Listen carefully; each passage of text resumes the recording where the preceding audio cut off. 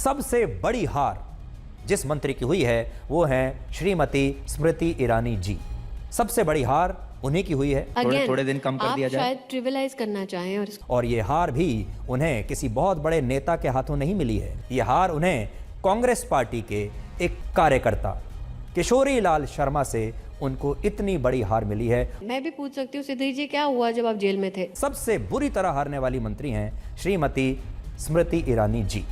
तो चलिए शुरू करते हैं। दोस्तों, स्मृति ईरानी का अमेठी से हार पर अगर सबसे ज्यादा कोई खुश है तो वो है सुधीर चौधरी। क्यों? आप ये पूरी वीडियो देखिए, समझ जाएंगे। 19 मंत्रियों का चुनाव हार जाना छोटी मोटी बात नहीं है और उनकी लिस्ट देखिए। और इन 19 मंत्रियों में सबसे बड़ी हार जिस मंत्री की हुई है वो हैं श्रीमती स्मृति ईरानी जी। सबसे बड़ी हार उन्हीं की हुई है जो महिला एवं बाल विकास मंत्री थी, जिन्होंने अमेठी में चुनाव लड़ा था। और अमेठी में स्मृति ईरानी जी की हार का अंतर 1,67,000 वोटों का रहा है। और ये हार भी उन्हें किसी बहुत बड़े नेता के हाथों नहीं मिली है। ये हार उन्हें राहुल गांधी से नहीं मिली है।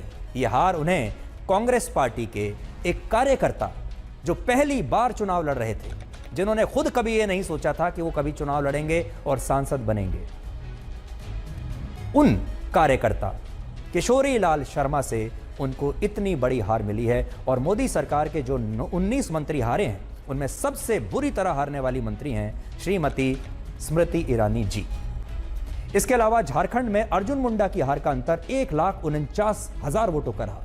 और बाकी के जो हाँ जी, तो ये आपने सुधीर चौधरी को देखा और सुना। बिल्कुल शॉकिंग है कि सुधीर चौधरी का ऐसा रिपोर्टिंग अब से पहले तो हमने कभी नहीं देखा, लेकिन ऐसी रिपोर्टिंग कर रहा है वो भी स्मृति ईरानी के अमेठी से बुरी तरह हार जाने के बाद, जो कि बहुत कुछ बयां करता है। वैसे हार जीत तो पॉलिटिक्स में होता ही रहता है, लेकिन जो सत्ता के नशे में चूर थे और बुरी तरह हार गए, तो इस पर सुधीर चौधरी खूब मजे ले रहा है, या कहिए तो बदला रिवेंज स्मृति ईरानी के उस बदतमीजी का लेते हुए दिख रहे हैं जो सुधीर चौधरी के इंटरव्यू में इसके साथ किया था। क्या किया था आप खुद देख। चौधरी के इंटरव्यू में स्मृति ईरानी ने इसके मुंह पर ही इसके साथ बदतमीजी करते हुए कहा था कि मैं भी पूछ सकती हूं कि सुधीर जी क्या हुआ जब आप जेल में थे। कहीं न कहीं ये सुधीर चौधरी के लिए बड़ा ही शॉकिंग था, लेकिन एक गोदी एंकर कर भी क्या सकता था। मन ही मन इस बदतमीजी के घूंट को पीना पड़ा। और जब चुनाव का रिजल्ट आया और स्मृति ईरानी अमेठी से बुरी तरह हार गई,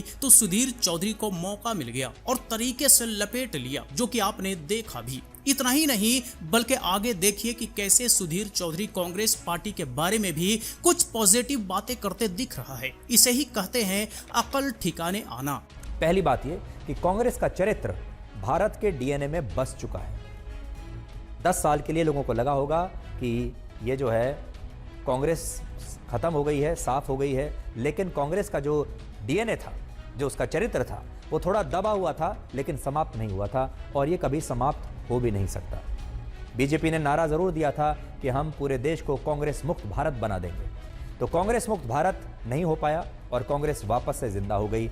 उसका जो डीएनए था, उसका जो मजा आया, और मैं ये जो मजा है हिंदुस्तान के हर व्यक्ति को देना चाहता हूं।